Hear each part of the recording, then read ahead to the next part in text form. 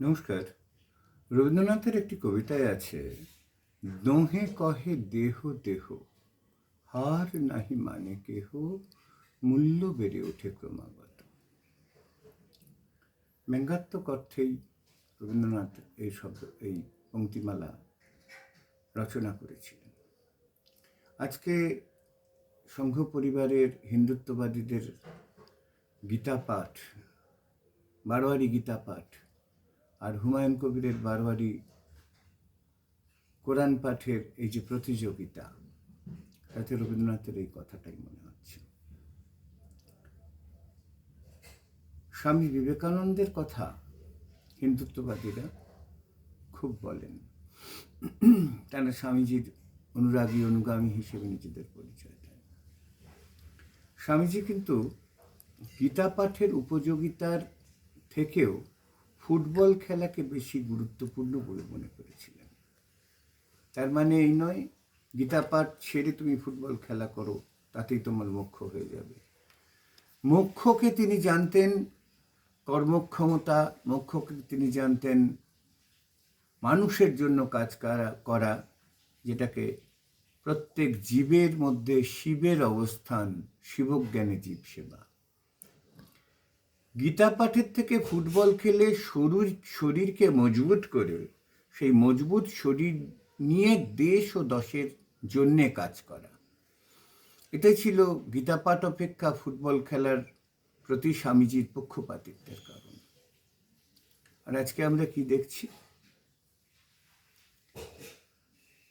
হাজার হাজার লক্ষ লক্ষ লোক নিয়ে এসে উভয়ের মধ্যে একটা প্রতিদ্বন্দ্বিতার পরিবেশ তৈরি করা হচ্ছে। কেউ গীতা পাঠ করবেন, কেউ কোরআন পাঠ করবেন। গীতা পাঠওয়ালাদের মধ্যে থেকে একজন মুসলমানকে সমাজ মাধ্যমে দেখানো হচ্ছে, যিনি বলছেন কোরআনের সঙ্গে আমি হাতে গীতা রাখি। অর্থাৎ খুব ভালোভাবে বুঝতে পারা যাচ্ছে মুসলিম রাষ্ট্রীয় মঞ্চ, আরএসএসের যে শাখা সংগঠন, যারা তাদের প্রশিক্ষণপ্রাপ্ত হিন্দুদের মুসলমান সাজিয়ে এই মুসলিম রাষ্ট্রীয় মঞ্চের মধ্যে নিয়ে যায়, তাদের মাধ্যমে নানা রকমের কর্মকাণ্ড, কখনো ইতিবাচক কখনো নেতিবাচক কর্মকাণ্ড ঘটিয়ে মুসলমান সমাজের বুকে, প্রশাসনের বুকে একটা অপরাধপ্রবণ বিষয় হিসেবে, অপরাধপ্রবণ একটি জাতি সম্প্রদায় হিসেবে উপস্থাপিত করা এদের লক্ষ্য। তাই এখানে মুসলমানকে দিয়ে বলানো হচ্ছে গীতা পাঠ, আবার হুমায়ুন কবির সাইমেলটেনিয়াসলি ঠিক একইভাবে কোনো হিন্দুকে দিয়ে বলাবেন কোরআন তেলাওয়াত করা। এই যে পারস্পরিক প্রতিযোগিতা। এবং আমরা দেখতে পাচ্ছি হুমায়ুন কবিরের সঙ্গে যে লোকটা গত 2024-এর লোকসভা নির্বাচনে মুর্শিদাবাদ কেন্দ্র থেকে সিপিআইএম প্রার্থী মোহাম্মদ সেলিম এবং বহরমপুর কেন্দ্র থেকে জাতীয় কংগ্রেসের প্রার্থী অধীর রঞ্জন চৌধুরীকে পরাজিত করবার জন্যে আদা জল খেয়ে নেমেছিল, বেলডাঙায় দাঙ্গা করেছিল, পরবর্তীকালে তার নানা ধরনের যৌন অপরাধের কথা প্রকাশে এসেছে। সেই তথাকথিত কার্তিক মহারাজ, যিনি আরএসএসের শাখা সংগঠন ভারত সেবাশ্রম সংঘের অন্যতম সভ্য বলে দাবি করা হয়, সে লোকটা বলেছে যে এই গীতা পাঠের বারোয়ারি উৎসবে মমতা যা সাহায্য করেছেন, মমতা বন্দ্যোপাধ্যায় যা সাহায্য করেছেন তার জন্য তিনি মমতা দেবীর প্রতি, পশ্চিমবঙ্গের মুখ্যমন্ত্রীর প্রতি কৃতজ্ঞতা প্রকাশ করেছেন। আপনারা ভালোই জানেন মমতার বিরোধী, প্রকৃত বিরোধী রাজনৈতিক দলগুলি, বিশেষ করে বামপন্থীরা, কংগ্রেস, আইএসএফও কলকাতার ব্রিগেড প্যারেড গ্রাউন্ডই হোক, যেটা সেনা নিয়ন্ত্রিত, যার সেখানে কোনো কিছু করবার ক্ষেত্রে অনুমতি প্রদানটা করবেন প্রতিরক্ষা দপ্তর, সেখানেই হোক, শহীদ মিনারের সামনেই হোক, যেখানেই হোক, মমতার প্রকৃত বিরোধী যারা, বামফ্রন্ট, সিপিআইএম, আইএসএফ, জাতীয় কংগ্রেস, এরা যখন কোনো সভা সমিতি করার কথা বলেন, অনুমতি নিয়ে টালবাহনা করা হয়। বহু ক্ষেত্রেই এই অনুমতি আদায় করতে সংশ্লিষ্ট রাজনৈতিক দলগুলিকে আদালত পর্যন্ত যেতে হয়। আপনারা দেখেছেন কিছুদিন আগে আইএসএফের একটি সভা, সেটি শেষ পর্যন্ত নওশাদ সিদ্দিকীর উপস্থিত হওয়ার নিয়ে একটা সীমাবদ্ধতা রেখে তাকে টেলিফোনে তার বক্তব্য রাখতে হয়েছিল। বহু রকমের টালবাহনা কেন্দ্রীয় সরকার, রাজ্য সরকার করেছেন। কিন্তু এই যে গীতা পাঠ বা পরে আমরা দেখতে পাবো হয়তো কোরআন পাঠ, এই যে ধর্মের নামে অধর্মের কীর্তিকলাপ করা হচ্ছে, গীতা পাঠের মধ্যে দিয়ে একটা রাজনৈতিক বার্তা দেওয়া, যারা বিশ্বাসী, যারা গীতায় বিশ্বাস করেন বা গীতাকে কোনো ধর্মগ্রন্থ বলে মনে করেন, পবিত্র কোরআনকে যারা পবিত্র ধর্মগ্রন্থ বলে মনে করেন, তার দৃষ্টিভঙ্গিতে আস্থাশীল, তাদের কাছে তো ধর্ম আলু পটল হতে পারে না। আলু পটলের মতন পাবলিকলি তাকে দেখানো, মার্জনা করবেন, এই লোক দেখানো ধর্মটা তো তারা বিশ্বাসী নন। কিন্তু এই লোক দেখানো ধর্ম, ধর্মের এই রাজনৈতিক ব্যবহার, এগুলোকে কিন্তু খুব সহজেই রাজ্য সরকার বলুন, কেন্দ্রীয় সরকার বলুন, তারা অনুমতি দিচ্ছে। অনুমতি দেওয়ার কারণটা কি? পশ্চিমবঙ্গের বিধানসভা নির্বাচন প্রায় দরজায় কড়া নাড়তে শুরু করেছে। আমরা অতীতে দেখেছি, এরকম বোধহয় গত বছর এরকম একটি বারোয়ারি গীতা পাঠের অনুষ্ঠান হয়েছিল, এবং তা নিয়ে মমতা বন্দ্যোপাধ্যায়ের কিন্তু কোনো হেলদোল নেই, এবং তা নিয়ে তিনি কোনো রকম বাক্য, এই যে এত প্রগল্ভ তিনি যে কোনো বিষয়ে তিনি মন্তব্য করেন, এই সব বিষয়ে কিন্তু তিনি মন্তব্য করছেন না। অর্থাৎ হিন্দুত্ববাদীরা যাতে কখনো কোনো অবস্থাতে রেগে যেতে পারে, ক্ষেপে যেতে পারে, তার উপরে অসন্তুষ্ট হতে পারে, সেটা তিনি করেন না। আপনারা লক্ষ্য করেছেন, প্রায় এই গত 15 বছর ধরে বিজেপির বিরুদ্ধে অনেক লোক দেখানো কথা, কখনো নরম কখনো গরম, অতীতে যেমন তিনি করেছিলেন, বাজপেয়ী ভালো আডবাণী খারাপ, এখন মোদি ভালো অমিত শাহ খারাপ, এই যে নাটকটা মমতা করছেন, এর প্রেক্ষিতে বিজেপি নিয়ে অনেক নরম গরম কথা বলে আসর গরম করে রাখতে চাইছেন, এবং নিজেকে বিজেপি বিরোধী বলে প্রতিষ্ঠিত করতে চাইছেন, এবং আমাদের ধর্মনিরপেক্ষ শিবিরের কেউ কেউ বিভ্রান্ত হচ্ছেন। সেই বিভ্রান্তির দায় সাধারণ মানুষের উপরে পড়ছে। তারা অবিজেপি রাজনৈতিক দলের তালিকাভুক্ত করে ফেলছেন মমতা বন্দ্যোপাধ্যায় বা তার রাজনৈতিক দল তৃণমূল কংগ্রেসকে। সেই মমতা কিন্তু একটি বারের জন্য আরএসএস এর বিরুদ্ধে একটা শব্দ উচ্চারণ করেননি। কেন? আরএসএসকে তিনি একবার সামাজিক সংগঠন বলছেন, আরএসএস খুব ভালো, ইত্যাদি ইত্যাদি কথাও বলছেন। ভুলে গেলে চলবে না আরএসএস তাকে কিভাবে দেবী দুর্গা বলেছেন। ভুলে গেলে চলবে না আরএসএস এর সাহায্য সামান্য 1% পেলেও পশ্চিমবঙ্গ থেকে বামপন্থীদের নিকেশ করে দিয়ে তিনি পশ্চিমবঙ্গে আরএসএস এর বন্ধু হিসেবে নিজেকে প্রতিষ্ঠিত করতে পারেন, এই বার্তা তিনি বহুদিন ধরে দিচ্ছেন।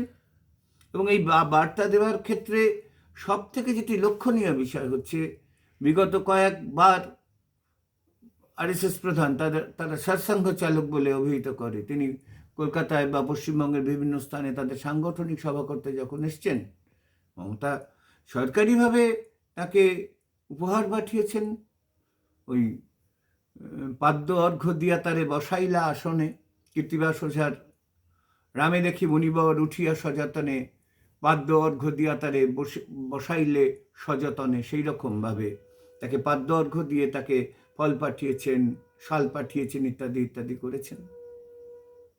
আচ্ছা, সামাজিকতা, লৌকিকতা, সেগুলো একটা চরম সাম্প্রদায়িক, চরম সন্ত্রাসী, ফ্যাসিস্ট একটা অর্গানাইজেশনের প্রধানের সঙ্গে কেন পশ্চিমবঙ্গের মুখ্যমন্ত্রী করতে যাবেন?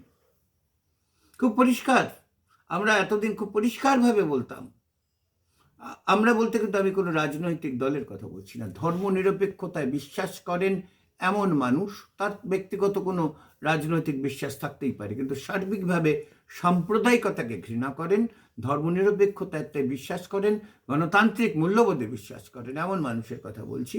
আমরা বলতাম মমতার রাজনৈতিক পরিচয় আরএসএস এর অভ্যন্তরে। মমতার এই যে তৃণমূল কংগ্রেস, এই দলের নির্বাচন কমিশনে নিবন্ধীকরণ, তার প্রতীক পাওয়া, সমস্তটা হয়েছে লালকৃষ্ণ আডবাণীর ব্যক্তিগত উদ্যোগের দ্বারা। যে আডবাণীকে আবার পরে উনি খারাপ টারাপ বলে একটা কেমোফ্লেজ করবার চেষ্টা করেছিলেন। আসলে ওনার রাজনৈতিক চরিত্রটাই হচ্ছে কেমোফ্লেজ করে কিভাবে সাম্প্রদায়িক শক্তিকে, দুই হিন্দু মুসলমান দুই সাম্প্রদায়িক শক্তিকে শক্তিশালী করে গোটা ভারতটাকে সম্পূর্ণভাবে একটা ফ্যাসিস্টদের মুক্তাঞ্চল করতে পারা যায়। আপনারা দেখেছেন অল্প কিছুদিন আগে বিজেপির, আরএসএসের রাজনৈতিক সংগঠন বিজেপির পশ্চিমবঙ্গ শাখার বর্তমান সভাপতি যিনি শ্রমিক ভট্টাচার্য, তিনি প্রকাশ্যে ক্যামেরার সামনে ভিডিওতে বলেছেন যে তাঁর দলই মমতার কংগ্রেস থেকে ভাঙিয়ে মমতাকে নিয়ে এসছেন এবং নিয়ে এসে তাকে গ্রুমিং করে এই রাজনৈতিক জায়গায় নিয়ে এসছেন। আমি বহুবার একাধিক লেখায় বলেছি 1984 সালে লোকসভা নির্বাচনে কেবলমাত্র ইন্দিরা গান্ধীর হত্যাজনিত আবেগ নয়, কেবলমাত্র ইন্দিরা গান্ধীর চিতার ছবি দেখিয়ে নয়, আরএসএসের প্রত্যক্ষ সহযোগিতায় আরএসএসের অন্যতম ঘনিষ্ঠ প্রণব মুখোপাধ্যায়ের নির্ধারিত প্রার্থী মমতা বন্দ্যোপাধ্যায়, তিনি যাদবপুর কেন্দ্র থেকে বামফ্রন্ট মনোনীত সিপিআইএম প্রার্থী প্রয়াত সোমনাথ চট্টোপাধ্যায়কে হারিয়ে জয়ী হয়েছিলেন। এই জয় কেবলমাত্র ইন্দিরা আবেগ থেকে হয়নি, গোটা দেশে কংগ্রেসের সেদিনের সেই অসাধারণ বিজয়, যেটি পণ্ডিত নেহরুর আমলেও কংগ্রেস পায়নি, রাজীব গান্ধী যেটা পেয়েছিলেন, এটা একা কংগ্রেস দল, এটা একা শ্রীমতী গান্ধীর হত্যাজনিত যে আবেগ তাকে ব্যবহার করে কংগ্রেস পায়নি। আরএসএস তখন মনে করেছিল তাদের এই মুহূর্তে শাসন যন্ত্রের কাছাকাছি আসা সম্ভবপর নয়, তাই তারা কংগ্রেসের মধ্যেকার দক্ষিণপন্থী শক্তিকে জোরদার করে রাজীব গান্ধীর সরকারের ওপর একটা নিয়ন্ত্রণ কায়েম করবার জন্য তারা কংগ্রেসকে ওইভাবে জিতিয়েছিল। এবং মমতা বন্দ্যোপাধ্যায়েরও যে সেই সময় রাজনৈতিক কলাকৌশল, তার পেছনেও সেই দিন থেকে মমতা আরএসএস ছিল। আর প্রণববাবু আপনারা তো দেখলেন, তিনি রাষ্ট্রপতি পদে অবসর গ্রহণের পর তিনি কিভাবে আরএসএসের সদর দপ্তর নাগপুরের রেশমবাগের কেশব ভবনে গেলেন, আরএসএসের প্রতিষ্ঠাতা হেডগেওয়ারের মূর্তিতে পুষ্পার্ঘ্য অর্পণ করলেন, আরএসএসের সভা থেকে, আরএসএসের মঞ্চ থেকে প্রকাশ্যে বক্তৃতা করলেন এবং তার পাল্টা হিসেবে আরএসএসের রাজনৈতিক সংগঠন বিজেপি পরিচালিত নরেন্দ্র মোদীর নেতৃত্বাধীন সরকার তাকে ভারতরত্ন উপাধিতে ভূষিত করলো। যে না জানি তিনি বেঁচে থাকলে আরও কত তাকে নিয়ে মাথায় তুলে নাচত। এই রামনাথ কোবিন্দকে দিয়ে যেভাবে একের পর এক কমিশনের প্রধান করে প্রাক্তন রাষ্ট্রপতির পদটিকেও তারা কলঙ্কিত করছে, সেরকম হয়তো তারা প্রণববাবুকে দিয়েও করতো। যাই হোক, এগুলি ভিন্ন প্রশ্ন। কিন্তু এই যে শ্রমিক ভট্টাচার্যের স্বীকারোক্তি, তাঁরাই কংগ্রেস থেকে ভাঙিয়ে মমতা বন্দ্যোপাধ্যায়কে একটি রাজনৈতিক শক্তি হিসেবে তৈরি করেছেন, অর্থাৎ হিন্দুত্ববাদী রাজনীতির কে পরিপুষ্ট করবার একটি শক্তি হিসেবে পরিণত করেছেন, যেটি মমতা পশ্চিমবঙ্গের বুকে কায়েম করেছেন প্রতিযোগিতামূলক সাম্প্রদায়িকতা, এবং এই প্রতিযোগিতামূলক সাম্প্রদায়িকতার ফসল হিসেবে ধর্মান্ধ সাম্প্রদায়িকতা তারা আরও এনকারেজড হয়, তারা আরও শক্তি অর্জন করে। তাই সেই জায়গা থেকেই কিন্তু এই গীতা পাঠের আসর, লক্ষ কণ্ঠে না কোটি কণ্ঠে গীতা পাঠের আসর, এ নিয়ে কিন্তু মমতাকে একটা শব্দ বলতেও আমরা শুনতে পাচ্ছি না। মমতা কিন্তু একটিবারও বলছেন না ওহে বিজেপির দল, ওহে তৃণমূল, ওহে আরএসএসের দল, তোমরা তো এত বিবেকানন্দের কথা বলো। কই বিবেকানন্দ তো শারীরিক মেহনত অর্জন করে, ফুটবল খেলার মধ্যে দিয়ে শারীরিক শক্তি অর্জন করে গীতার যে মূল ধর্ম, শ্রীরামকৃষ্ণ যেটা বারবার বলতেন, 10 বার তুমি গীতা উচ্চারণ করো, গীতা উচ্চারণ করলে কি বেরিয়ে আসে? গীতা গীতা গীতা গীতা, অর্থাৎ ত্যাগী। এই ত্যাগীর জায়গায় তো এরা যাচ্ছেন না, এরা তো ভোগ সর্বস্বতার দিকে, কনজিউমারিজমের দিকে মানুষকে ঠেলে দেওয়ার লক্ষ্যে ধর্মের এই রাজনৈতিক ব্যবহার, পবিত্র গীতা, পবিত্র কোরআন, এগুলোকে টেনে আনছে। আমাদের বুঝতে হবে ধর্মের এই রাজনৈতিক ব্যাখ্যা, ধর্মের এই রাজনৈতিক ব্যবহারের মধ্যে দিয়ে কিভাবে আমার আপনার রুটি রুজির লড়াইকে অকেজো করে দেওয়া হচ্ছে, কিভাবে আমাদের সামগ্রিকভাবে যে রুটি রুজির জন্য যে লড়াই বামপন্থীরা লড়ছেন বা অন্যান্য গণতান্ত্রিক শক্তিরা লড়ছেন, গোটা বাংলা জুড়ে যে এখন বামপন্থীদের নেতৃত্বে বাংলা বাঁচাও যাত্রা হচ্ছে, সেই যাত্রায় বারবার উঠে আসছে সাধারণ মানুষের দুঃখ যন্ত্রণার কথা। এই যে আজকে সকালেই আমার বোন অধ্যাপিকা দেবযানী চক্রবর্তী ভৌমিক জানাচ্ছিলেন, তিনি তপন, দিনাজপুরের তপন বলে একটি জায়গা, সেখানে একটি মহাবিদ্যালয়, একটি কলেজের অধ্যক্ষের দায়িত্ব পেয়েও নানান কারণে সেই দায়িত্বটাকে তিনি গ্রহণ করলেন না শেষ পর্যন্ত। বলছেন এমন অবস্থা সেখানে, সন্ধে নামলে নিশুতি রাতের মতন অবস্থা হয়, স্ট্রিট লাইট পর্যন্ত নেই। এটাই হচ্ছে কিন্তু এখনকার বাংলা। এই শহরে প্যাঁচানো লাঠি আলোর যে ঝলমলানি, এটা দেখে কিন্তু গোটা বাংলাকে আপনারা ধরে নেবেন না। আলোর বন্যায়, চৈতালি আলোর বন্যায় আকাশ বাতাস মেতে যাওয়া, এটাই কিন্তু বাংলা নয়।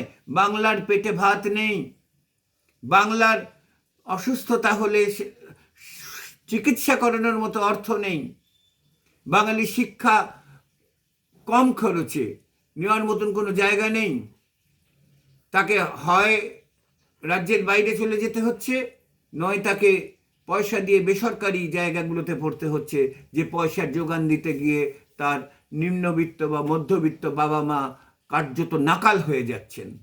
যারা পড়াশুনো শিখছেন তাদের এখানে উচ্চ মেধারও জায়গা নেই, নিম্ন মেধারও জায়গা নেই। মেহনতে খেটে 2 পয়সা অর্জন করতেও পশ্চিমবঙ্গে নয়, পরিযায়ী শ্রমিকের সংখ্যা হু হু করে বাড়ছে। কি অবস্থা পরিযায়ী শ্রমিকদের, সেগুলো তো আপনারা দেখছেন। এটাই বাংলার আসল অবস্থা, এবং এই আসল অবস্থা থেকে বাংলাকে উত্তরিত করবার জন্যে গণতান্ত্রিক শক্তি, বামপন্থী শক্তি, তারা একদিকে বাংলা বাঁচাও যাত্রা করছেন। সেই বাংলা বাঁচাও যাত্রার মধ্যে দিয়ে তারা বাংলার প্রাচীন সংস্কৃতিকে তুলে আনতে চাইছেন।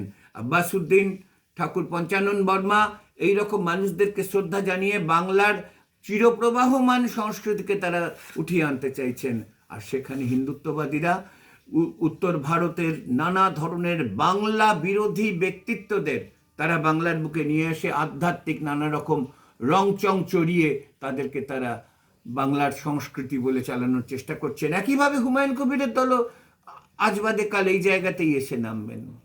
তাই আমাদের কিন্তু সতর্ক হতে হবে। আমাদের গীতা পাঠ কোটি কণ্ঠে কোরআন পাঠ, এর মধ্যে দিয়ে কিন্তু আমার আপনার রুটি রুজির যে সমস্যা, আমার আপনার ভুখা পেটের যে সমস্যা, আমার আপনার স্বাস্থ্যের যে সমস্যা, শিক্ষার যে সমস্যা, মেয়েদের যে সমস্যা, আদিবাসী তপশিলি জাতি উপজাতি অন্যান্য তথাকথিত পিছড়ে বর্গের যে সমস্যা, সেই সমস্যার সমাধান হবে না। আমাদের তাই ভাবতে হবে, ধর্মীয় যারা পালন করতে চান করুন। আমি নিজেও নাস্তিক নই, আমারও ধর্ম পালনের ক্ষেত্রে বারোয়ারি আনা ঘিরে প্রচণ্ড রকমের আপত্তি। আপনি আপনার ঘরে বসে ধর্ম পালন করুন।